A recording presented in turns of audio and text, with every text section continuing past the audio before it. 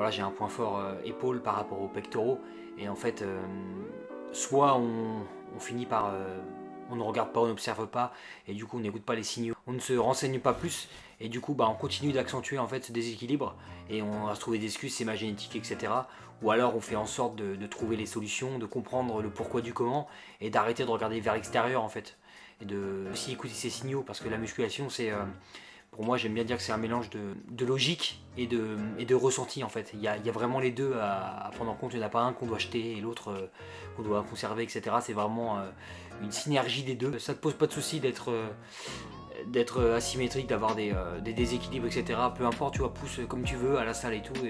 Mais généralement, tu vas voir, par exemple, c'est souvent un exemple, c'est le plus parlant, on va dire, mais au développé couché halter, des gens qui vont prendre les 50 kilos, etc. Généralement, si tu vois que la personne n'a pas de pec, c'est qu'elle ne pousse pas correctement en fait, et elle n'est pas du tout en fait sur son recrutement des pectoraux, et elle fait de l'ego lift en fait.